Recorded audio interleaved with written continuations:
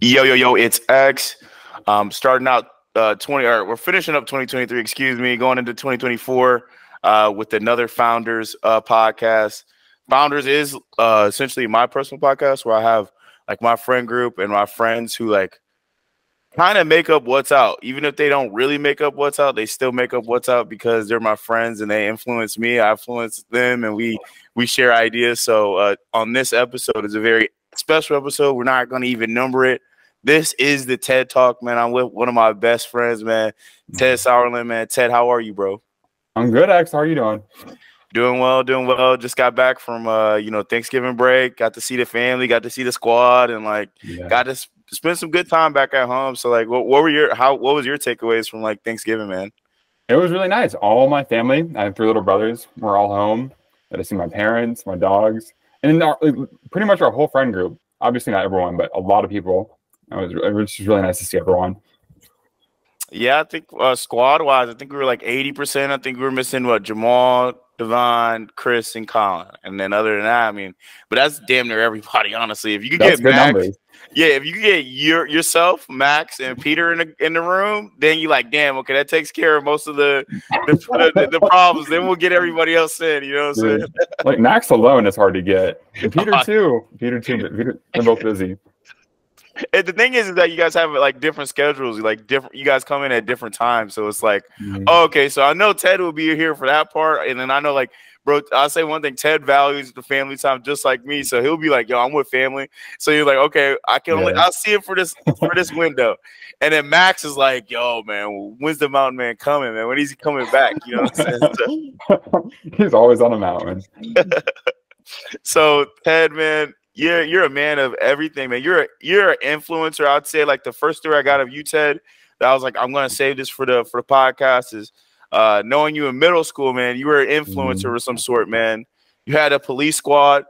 You know, it was pretty goofy.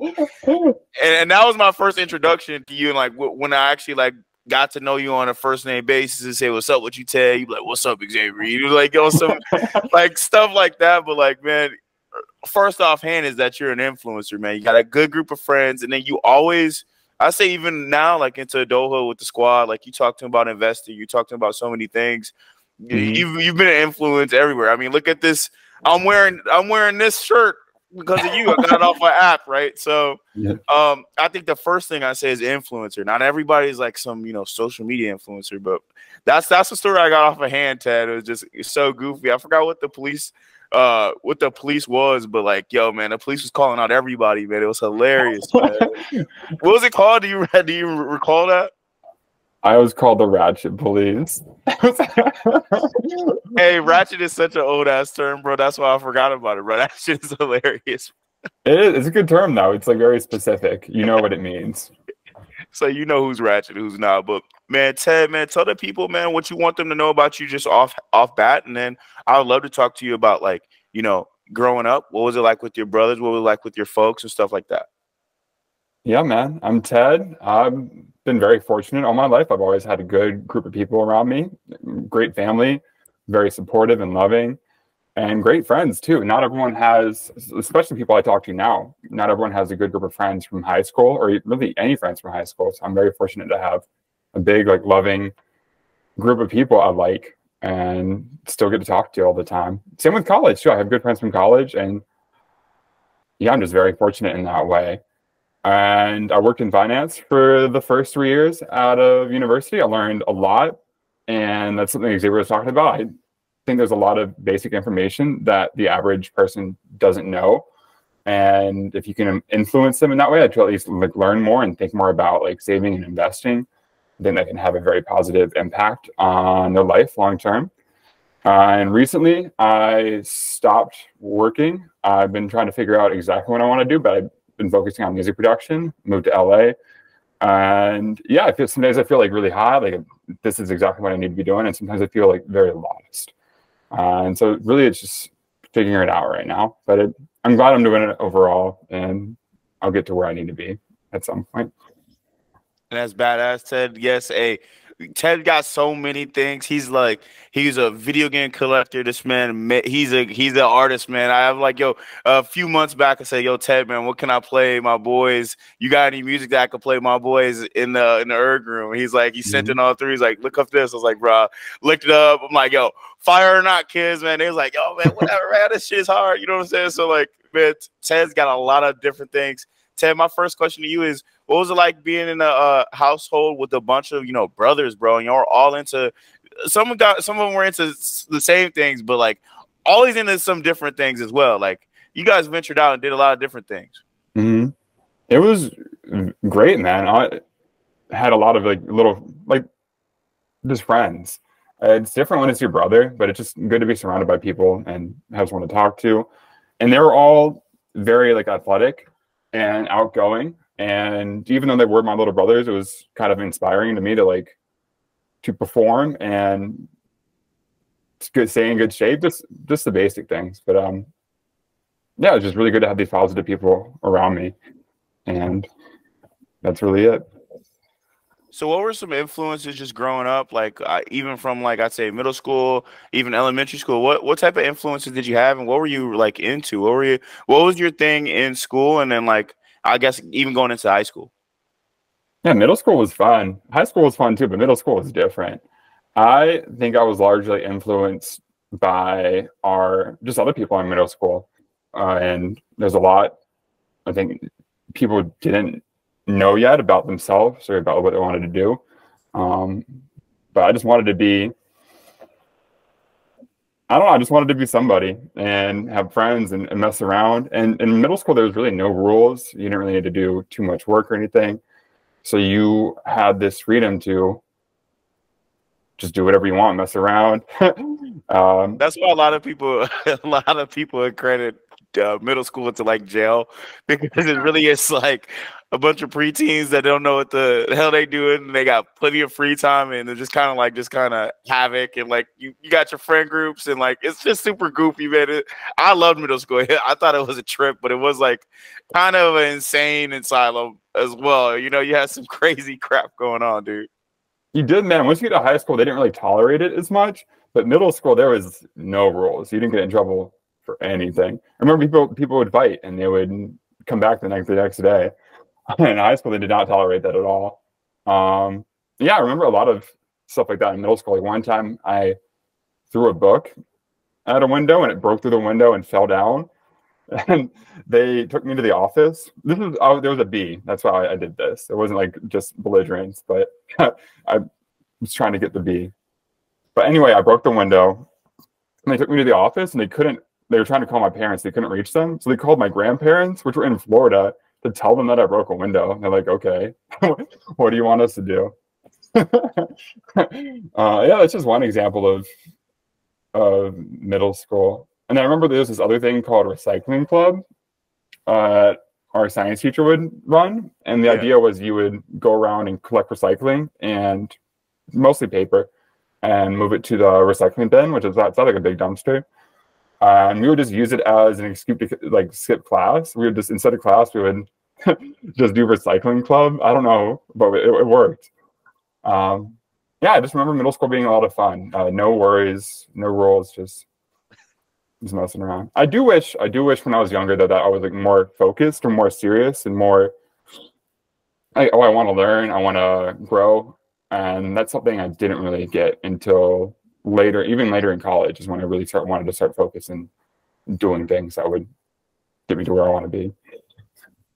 Hey, look, Ted's not like advising you guys to do that, but that is one of the perfect strategies to get out of school right there, is the recycling club. Because everyone's like, oh my goodness, they're doing such a noble thing. Look at these kids. It's like finesse for sure. Yes. So we'll talk about like what was that switch that made it in college, or what switch did you make in college that kind of was like, yo, let me make this, like, let's take some serious like thought, let's put some action into it. So you were into swimming, like swimming's damn near in the family. Like explain like what swimming meant to you, bro. Yeah, so my father, both my father and my mother swam all their lives, through college and high school. And my father specifically was a pretty good swimmer. He got like a full ride to swim at his college. And I don't remember exactly when it was. I was pretty young, but they put all four of us, me and my three little brothers, through swimming lessons. And somehow I ended up being the only one that really focused on it. The rest of my brothers are good swimmers, but they never like committed to it in the same way, mostly because they were doing other sports. They did like soccer and hockey, and I did swimming. I did a little bit of rowing too.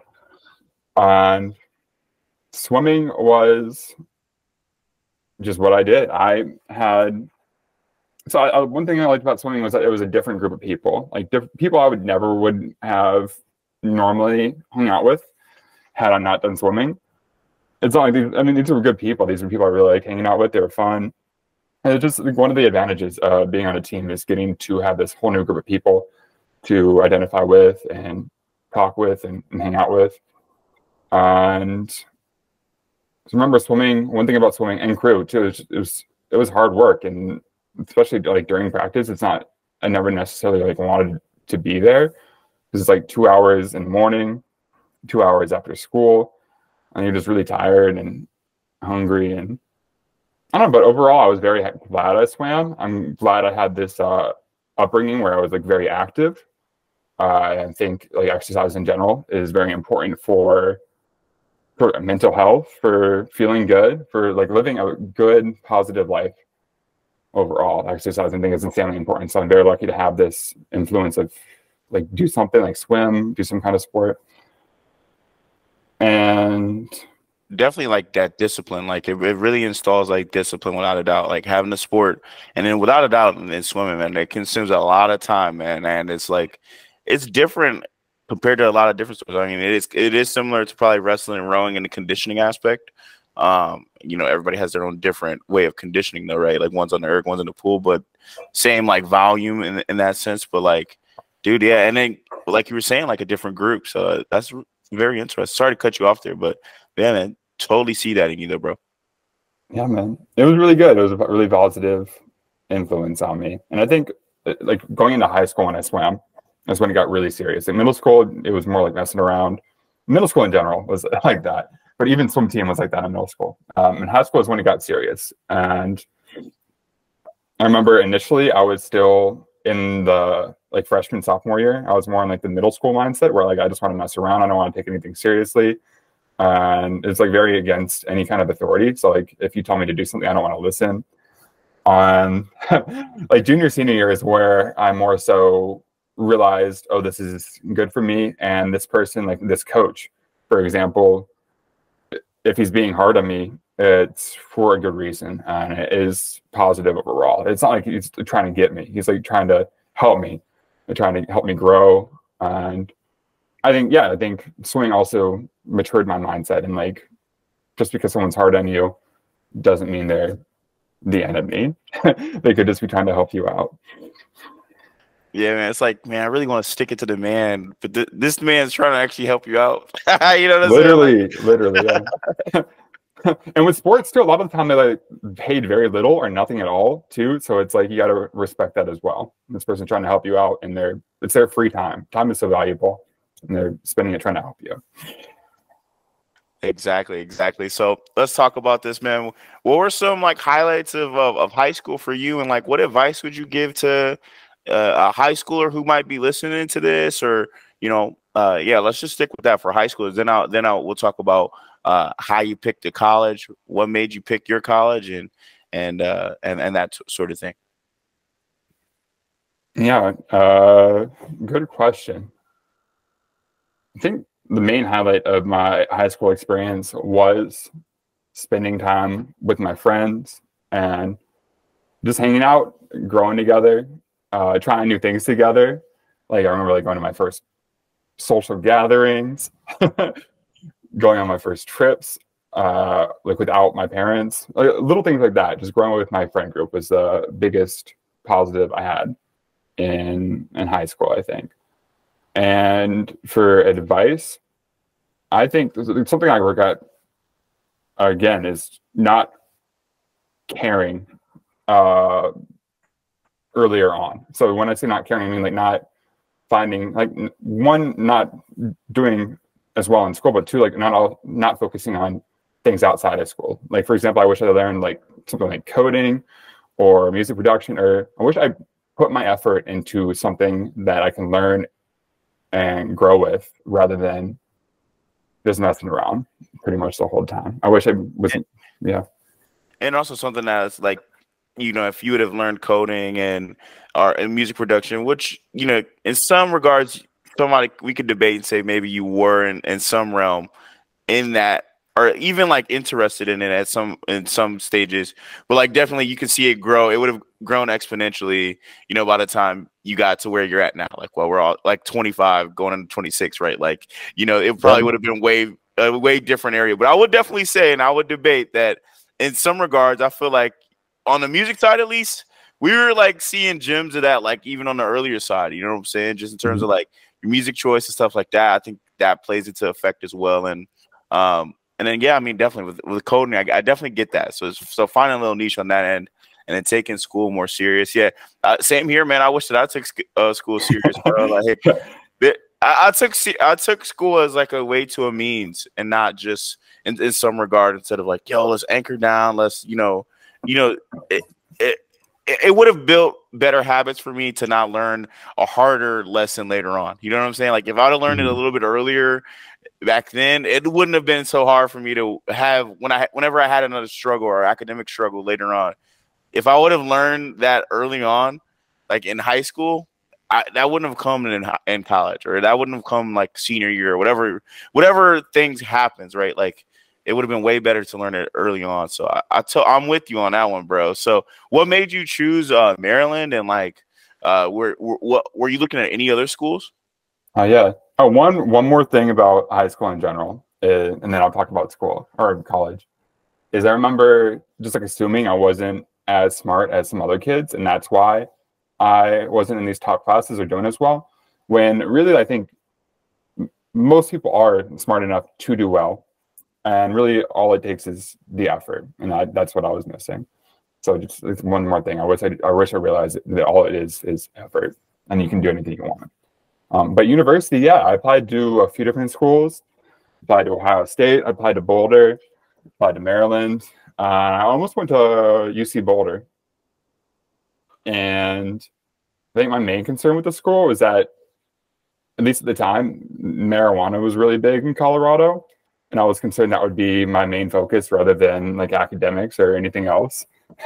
Like when I went on a school tour there, and this kid, it was less of a school tour, it was more of like a student acceptance day. So there was a bunch of other kids that got into Boulder that were there to check it out. And I met up with some of them.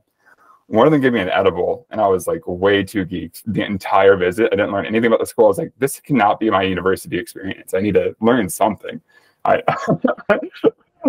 And I visited Maryland. I really liked it. It was a good school overall, had a lot going for it. And that's what ultimately led me to choose it. I was really between that and Boulder. And I think that negative experience with Boulder led me to choose Maryland. Yeah. See you, Boulder. I'm telling you guys, your student ambassadors, y'all gotta look out for that student, man, because then you're gonna miss a good student like Ted here, man. He didn't hear nothing. The whole time I was just nodding. They're like telling me all about the school. I was like, okay. I was like, melting. So you get to Maryland, man, fall of 2016. What was different about, everyone says in Shaker, and those of you guys who aren't aware, we come from Shaker Heights. A lot of times when I was a lot of my groups, Max Scholar, when we had Score, we had different, whatever like group I was in Shaker, I was always known about the Shaker bubble. And when I leave Shaker, the bubble is way different. Did you have an effect where you're like, oh, I'm not a Shaker anymore, I'm here in Maryland? Like, can you give people an idea of like what it's like to be in Maryland, or like on campus, not Maryland the state, but Maryland the school? Yeah. So part of the Shaker bubble is that it's very liberal, and going to Maryland and be on a college campus in general, I think it was also, I mean, there were plenty of conservative people too, but it was very liberal. So in that way, it felt very similar. I think the biggest difference that I wasn't expecting, going into Maryland, I assumed that I would be at the bottom of people, like smartness wise. And through my classes, I realized that I was actually smarter, at least performing a lot better than most people. And that really surprised me. I don't know what I expected, but I was just surprised. Like for example, in English class, I took a writing class, and we would peer review other people's papers, and I was just surprised at how bad some of them were. So that part really surprised me. I think overall, maybe Shaker just had higher standards for academics. I'm not sure, but I can, yeah, I think I can agree on that end too, because I'm like, I'm like an average student at best, or like that's how I perceived myself for the most part. And then I got to school, and I'm like, okay, like, yeah, I feel like maybe Shaker put the resistance up on a lot of their classes so that when you do go to school, it's like the school, it's mainly just doing the work, right? If you do the work and you're like, and you're on your game and you're not like slacking or you're not too busy, drinking, smoking, whatever, right? Like you can definitely get the work done. And I felt the same way. And like in having partners in math, that was for me. I was like, damn, like you didn't know that? Like, and not in a disrespectful way, but like, kind of, I guess you could take it as disrespect, but I was like, damn, damn, like I was ready for this. So I definitely feel you on that one. I was like, it was a little bit of a woo-saw for me. I don't know how you felt when that when that happened with you, but for me, I was like, oh, okay. I think it was a big confidence booster. Just like, wow, I can do a lot more than I thought I would. Honestly, going into Maryland, I was like a little intimidated, and I thought everyone would be smarter than me, and that was not the case. And that was, I don't know, it was a good feeling, but I don't know. Yeah.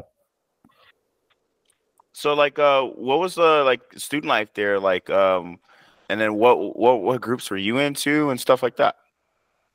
Yeah, student life was pretty typical for like a state university, I think, where like freshman year, there was like a section of campus where all the freshmen lived, and there was definitely a lot of partying, at least initially. And freshman year, I was pretty big into that, and then over time, I like slowly went down and down until I like really wasn't partying at all. My junior senior year, I was really big into that. There were definitely a lot of student associations I wish I joined, specifically like clubs on campus for like business or similar stuff. Stuff again. I regret not pushing myself harder and not doing these things. One thing I was very happy I did was a business fraternity called Phi Chi Theta, in which I just made a lot of great contacts, a lot of great friends, and just learned a lot more about business. And I think I also just learned to value myself more and to realize my full potential more so than I was previously. So did the business fraternity help that push, and or if it didn't, what was that push that like gave you a full understanding of like your self-worth? Because it seems like your self-worth came with that work, right? When you're like, damn, like I really got this, like high key, like I'm playing myself in a way. Yeah, I don't think it was directly related to the fraternity. I mean, the fraternity also had a lot of partying as well, so that could be seen as a negative potentially. But I think overall, it's just a desire to do things. And I remember specifically one friend I had freshman year was like doing so much. Like he's in all these like top clubs, doing all these really cool things. He like his own little like startup on the side, and just people like that, like inspirations throughout my life, made me realize, well, I want to do stuff too. Let me figure it out. And I think the biggest thing holding me back was like addiction to things like YouTube and social media. And every time I would try and do something productive, I would end up pulling up like YouTube or Netflix or something. And it took me a long time I'm still struggling with it now, just to try and get over that, try and be like, okay, I need to focus. I cannot go to these distractions. I need to figure out how to avoid them. It took a while. I still have times where I'm like, I wake up in the morning, I'll go straight on my phone. I try and avoid that, but it's a big distraction. Yeah, I mean that's one of the big things that we talked with Devon, and Devon, Ted, you've done a very good job of it. Now you're kind of like, yo, you're not offline all the way, but you're half offline, if that makes sense. Yeah. D will go offline for like 4 months, and then back online, you know, no, full head, you know what I'm saying, and offline again. So no, I definitely get that. And without a doubt, man, that's a huge distraction for our age group, man. I can attest to it. You got this screen, you know, every week, you know, Apple, if you got a phone, iPhone, I don't know if they do it for Android. Maybe they do, or maybe they don't. But they give you that. Hey, this is your average. This is what you've been on the phone for this long. You know what I'm saying? On average, and that's a huge thing for our generation. So you weren't alone on that. What were some steps that you did to like kind of back off from that?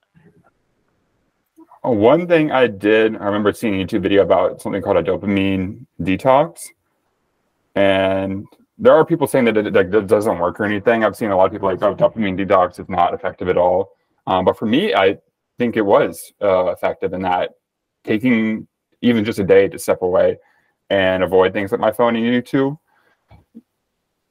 One, helped me like reflect and like think about things differently and kind of get rid of that impulse feeling that led me to go to YouTube and everything. And two, like gave me more of a desire to do the things that I wanted to be doing that were hard to get myself to do, which were things like learning how to produce music, stuff like that, productive stuff, reading. Yeah, well, without a doubt, interest that you want to do in and you want to like succeed in, that can definitely take a crazy amount of energy. And I guess you don't even realize it. It's almost like dead energy. You know what I'm saying? Like if you watch a whole series on, you know, Netflix, you watch damn near, you know, like 8 to 12 hours, right? On a TV show. What could that have gone to, right? Maybe for me, like it's writing and reading. That would have helped me out better, like writing an article or writing for my, you know, the city or the newsletter that I do weekly for my crew team. Like those things can, you know, they dramatically count, but we kind of throw it away. Those are like garbage hours to us. You can really get the value off of those garbage hours. You gotta make time for it. So that's pretty dope, man. After Maryland, you know, we had a pandemic or whatever. What got you? What was the way that you were in Cincinnati, and then how long were you in Cincinnati? Yeah, two more quick things about the dopamine detox in general. Yeah. One thing that I found to be most helpful was you're going to get this urge to like grab your phone or go to YouTube or do whatever your addiction is, and it's really hard to get rid of that urge. I've never been able to do it. I've been doing this, trying to get rid of it for like 5+ years. And instead of getting rid of the urge, most helpful for me is to find alternative that's productive. And for me, that's been reading. So I'll always have like a book nearby. So every time I get an urge to use my phone, I'll try and grab the book and read instead. At least you're doing something productive.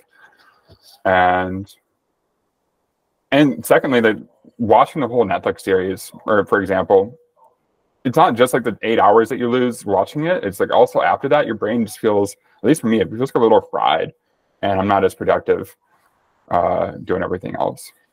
And what was your question? I'm sorry, about like Cincinnati and pandemic. No. That's fine. I was like, so we got out of Maryland. Maryland, you know, the 2020 happened. We had the pandemic. But my question was, how did you get to Cincinnati? Yeah, I ended up getting a job out of college, like right before the pandemic happened. I was lucky. I got a job secured working at Fidelity. It's a brokerage firm. So it's a place that you can set up an account to buy stock and other investments. And I think the thing that drew me most to it was that it would train me and help me learn a lot. Because I really didn't know too much or anything at all about finance previously. And when I started the job, it was like the first 5 months, I didn't work at all. It was solely learning. So I was like in classes all day, and they're still paying me. It was very nice. The job was in Kentucky, like right over the border. Cincinnati like borders Kentucky. And luckily, it was remote too, because it was a pandemic. I never really wanted to go like into the office. So I moved on to Cincinnati. I was there for like 1.5 years.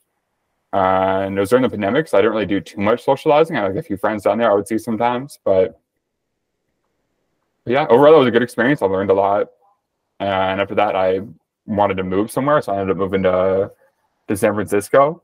Yeah. Meeting a lot more people there, growing a lot more. Got a new job too. I think the second job I got was at this startup, a fintech startup, and that's where I learned a lot more than Fidelity, because there it was when there's less employees, your role is more, I don't know if like fluid's the right word, but you can do a lot more different things. And not only that, but people have higher expectations of you and like better trust. So they're like, I want you to do this. Where at Fidelity, there would be like very low trust. Like this is my job. This is all I'm going to do. Everything else your manager can do. But at the startup, it's like, we need to figure out how to do this. No one knows how to do it. We need you to do it. So it's just really, that helped me realize my potential. I think even some more is that really anything you want to do, you just got to learn how to do it, and you can do it. Yeah, I mean, once you got to find out a solution, and even if the other people don't have that solution yet, and they give you the time to go figure it out, that's where it's like, that's where the real challenge comes. And I'm not clowning anyone that was like brilliant in school, but in school and in certain positions in work, right, in the workforce, you have those kind of like things that kind of structure you, and you like, oh, okay, well, I know I got this done in this amount of time. But yeah, when you're in a startup, you got to learn a lot more, because there's so many different obstacles to achieve.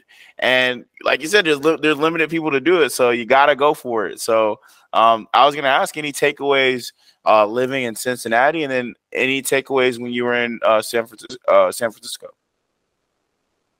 I don't really have too many takeaways from living in Cincinnati. It was a nice place. It was more south. We're both from Cleveland, so it was like 4 hours more south. So it was a little warmer. It was nice. It was super affordable. I rented like this huge bedroom with its own bathroom and everything. It was $600 a month with utilities included.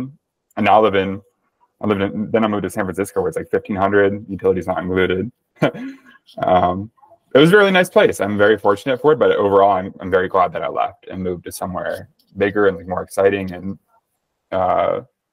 just with more going on in general. Yeah, very dope. I mean, without a doubt, it's just it was a pretty good buffer for you, right, to go right back into the real world. So then, Ted, what was the switch from working with the startup? What, for those of you that don't know, like Ted is no longer in San Francisco, and he's living. Shout out to Tyler Bender, the van life.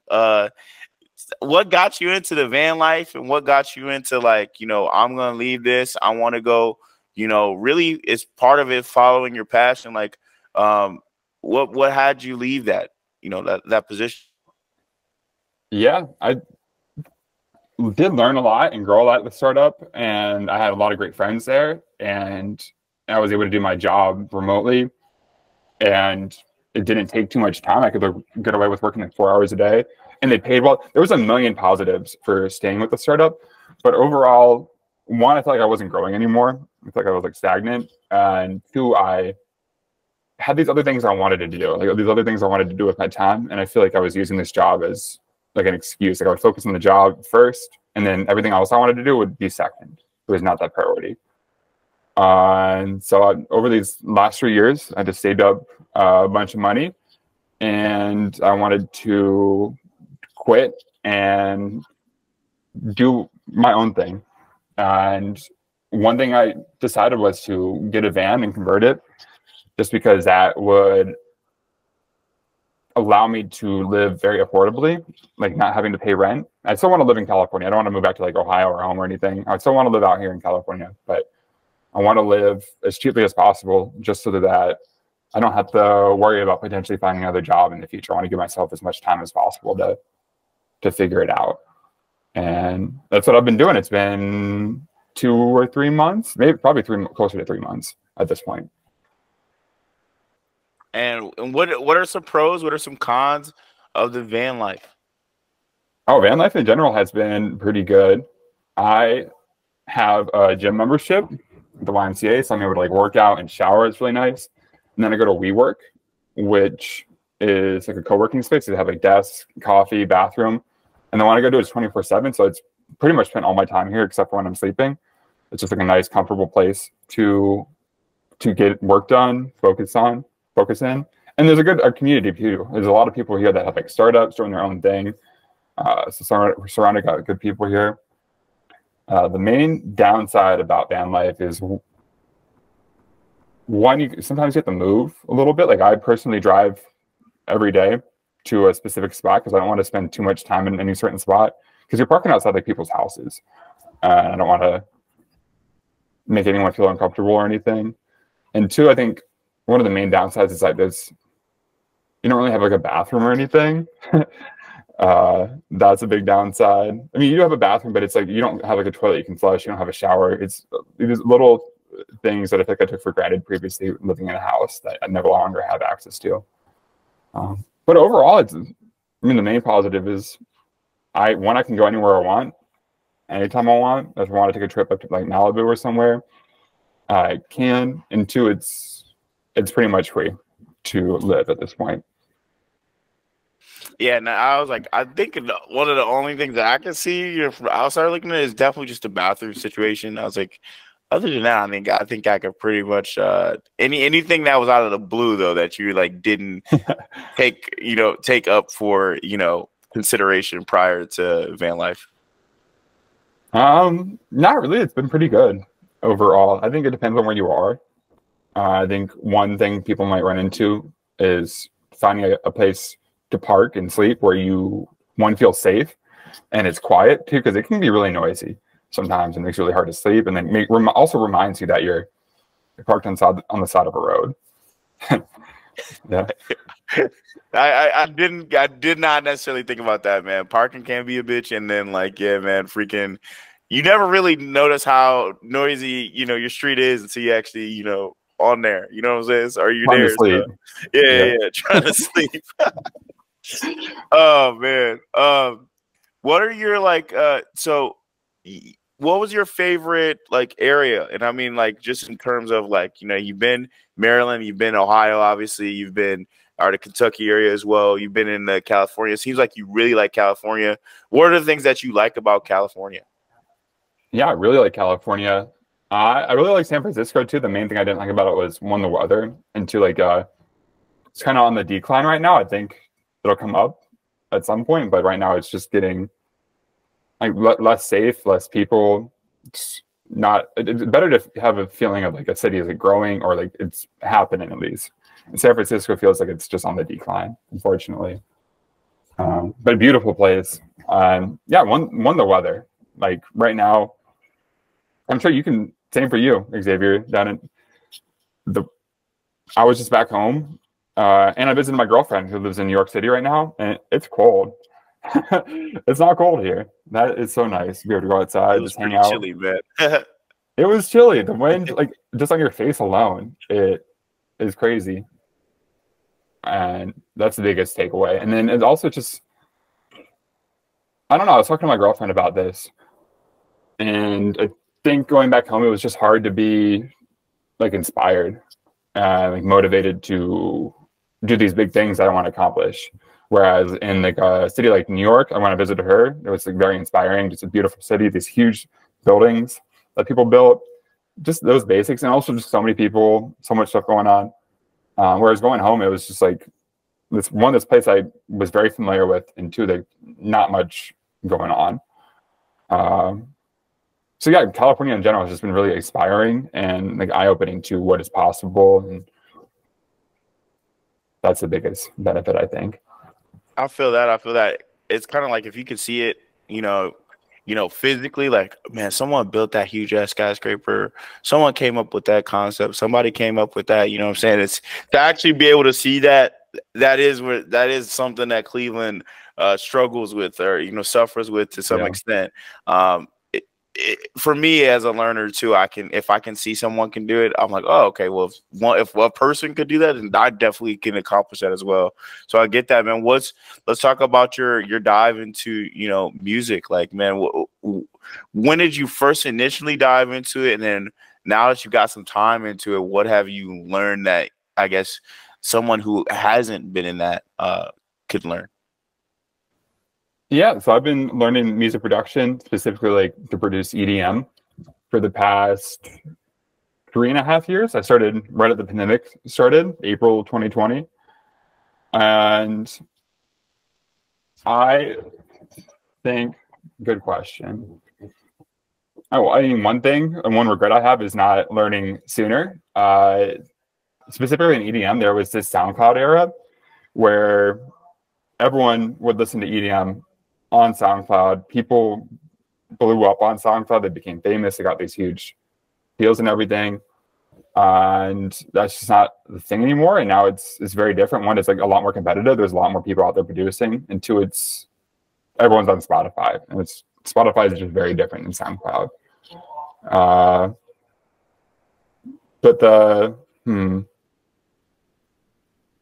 main thing I learned, I think, that this helped me the most from music production in general is simplicity.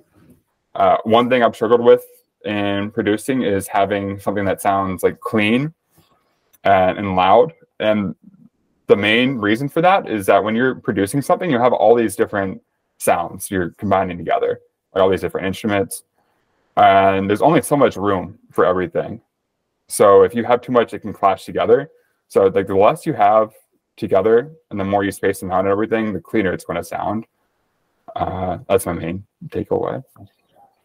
No, I mean, that's a pretty decent takeaway. I think some people were like, you know, whether it's EDM or regular music, they'll just say like, oh, let's put all this crap together. Let's see if this is going to make something fire. You know, most of the time people can't really, you know, structure that the right way. So that's pretty cool.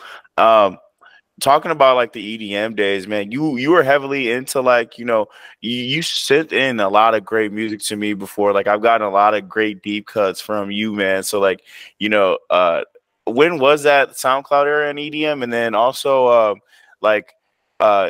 what advantages do you have now being in like, you know, close to LA? Like, can you play ED? Can you get your song to be played somewhere? Can you like, are there special advantages being there rather than being anywhere else?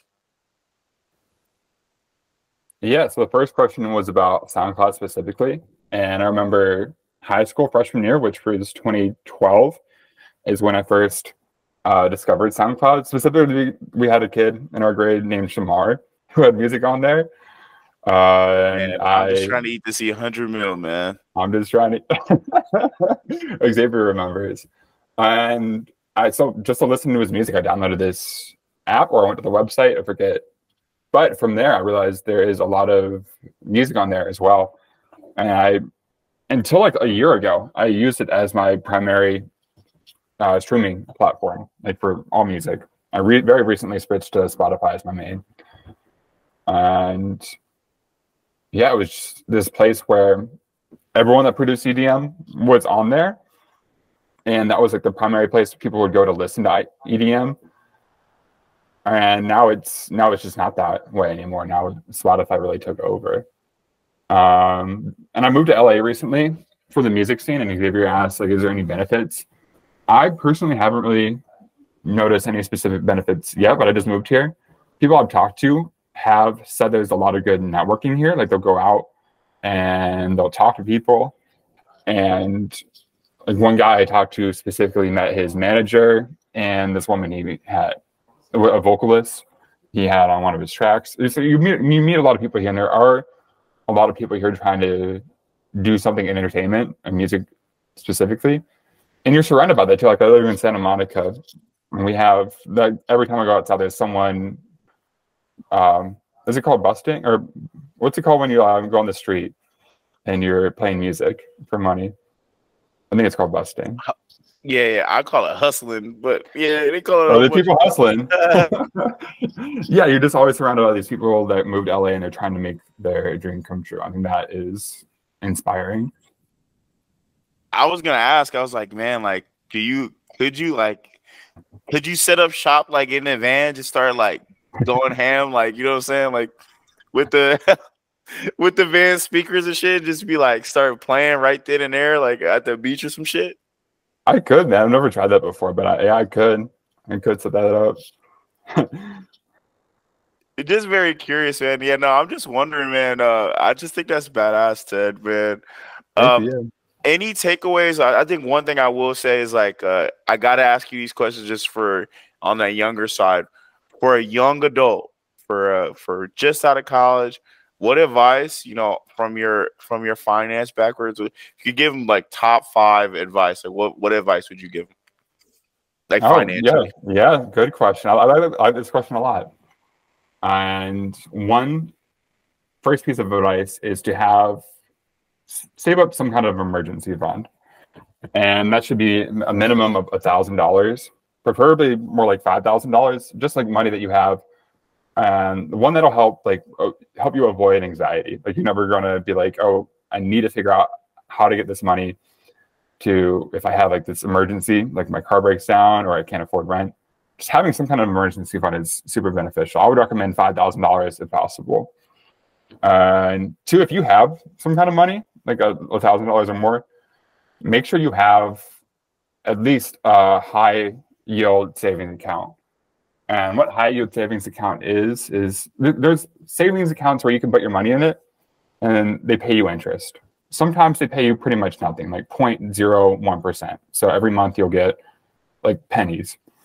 There's other savings accounts from like top banks, like Capital One has one, where they'll pay you 3 or 4% to have your money in there, and it's super safe because it's Capital One, it's a top bank, FDIC insured, and it's all this money you could be earning just by having your money in the right account. So look up high yield savings account on Google, potentially transfer your money over if that's something you're not already doing.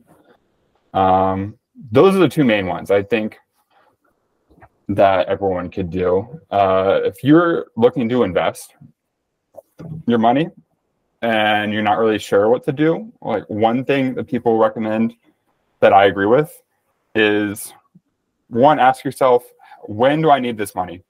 Do I need it in the next 10 years? Do I need it like soon?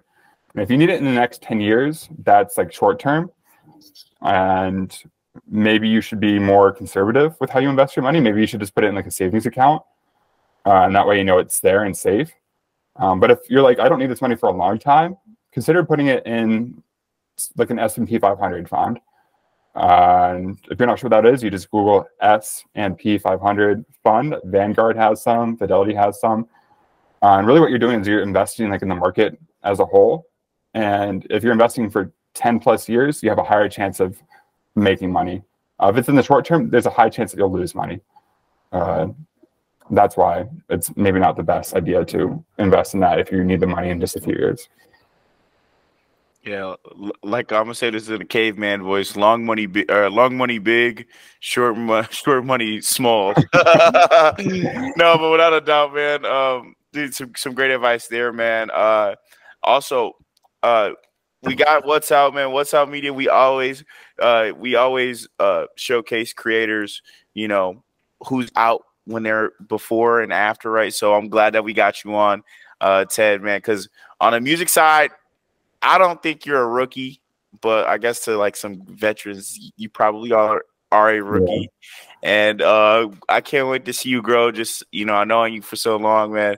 I know that you're gonna do some dope ass things, man.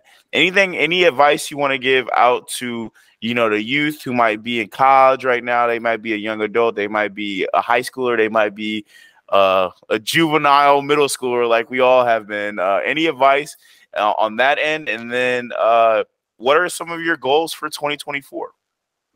Yeah, so advice, or one thing I thought was immensely helpful, especially when I graduated, was like finding a job where there's a lot of opportunities to learn. One, when I worked at Fidelity, they taught me all about finance. I learned so much that I just did not know before. And 2, when I worked at a startup, you're forced to learn. Like there's so much that they don't know, that no one at the company knows, and it's your job to figure out. So working at a startup was immensely helpful just for just learning in general. I think if you're going to have a job, you might as well like be able to learn and grow, and not just have something where you do the same thing every day and you feel like you're not really getting anywhere. You're just chasing a check. Yeah, and then also if you want to know how to do something, there's infinite resources to learn anything, like coding especially. Anything you can learn on YouTube, or they have like courses. Just look it up. If you want to learn something, just look it up and start learning. And start now. Don't push it off. Start today. And your last question was goals for 2024. And this is the part of me like I ever since I quit my job, my goals constantly keep changing, and I will have a goal and I'll focus on it, and then I'll find myself questioning, like, why am I doing this? Is this really what I want to be focusing all my time on? And so right now, 3 of my main goals that have stayed consistent, that haven't changed. There's been other goals that have changed, but these are my 3 that have been consistent, like no change. Is 1, be like healthy in general, and that means working out every day, eating a good diet, getting my greens in, getting enough sleep. 9 hours is what I focus on, but everyone needs a certain different amount of sleep, but I specifically need 9 hours. And also like avoiding things that are bad for me, like alcohol. I don't think there's anything wrong with drinking or like smoking weed or anything, but I think for me personally, I just want to avoid those things and stay focused. So yeah, staying healthy is 1. 2, a big one for me is like just having like a loving and supportive relationship with my girlfriend, like always being there for her, always making sure she feels loved, and always putting the effort in. And that is a bunch of different things, like communicating with her, surprising her in little ways, all these little things together. But always trying to be just a good partner in general. That's a huge goal. And then my 3rd goal is financial related, and it's like a very high goal. I think it's very out there, but my goal is to have $10 million by the time I'm 30.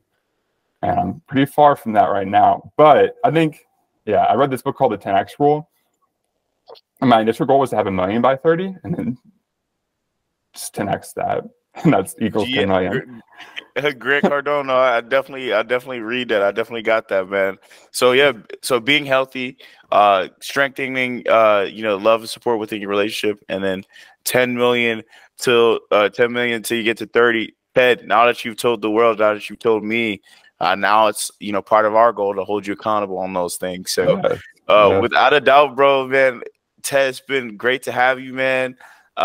We're going to talk about, we'll have you on as a guest because you just got some great insight, great thoughts just in general.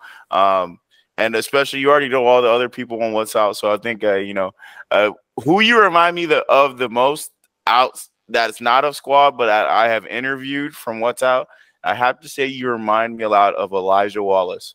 So if you ever heard of him or, give him a chance, he makes music as well. He's a rapper, but he likes to experiment with a lot of different things. I'm gonna link you too because after doing an interview with you, Ted, outside of our squad, you remind me a lot of this guy. So Ted, man, it's been great. You got any insight or you got anything where people can find you on Spotify and stuff like that? Yeah, man. So I haven't been focused too much on music production recently. I've been trying to focus more on my podcast and on trying to create a business. But if you're produce EDM and you want to learn from other producers, I have a podcast on Spotify, Apple, and YouTube called What We Started EDM. If you just search it, it's 4 different words, What We Started EDM, on either Spotify, Apple, or YouTube. You should be able to find it. It's like a little flower with the smiley face is our logo. Yeah, and that's the main thing. If you want to reach out to me, my Instagram is TedOhio, TEDOHIO. Shoot me a DM. I'm responsive. That's it. Thanks for having me on, Xavier. This is it's really good to be on the receiving end of a podcast or just being interviewed. Yeah, no pressure. And for you, Xavier, I know it's like, what am I going to ask him next? It's so hard to be an interviewer in a podcast. So I respect it, man. I appreciate it. Yeah, I appreciate it, Ted. And then on my end, it's always I know him, what should I and then I'm like, oh man, am I doing this all right? What is the next question? Literally, yes. Yeah. And I'm like, I already know a lot about this dude's life. Don't ruin it for the viewers. So dude, Ted, I really appreciate it, bro. Without a doubt, man. It's been What's Out, man. Check out Ted, man. Ted Ohio, man. What We've Started, man, podcast, man. That's my brother, man. Check my boy out, man. Thank you, Ted. Thanks, Xavier. Talk to you soon. See you later, brother. Peace. Yeah.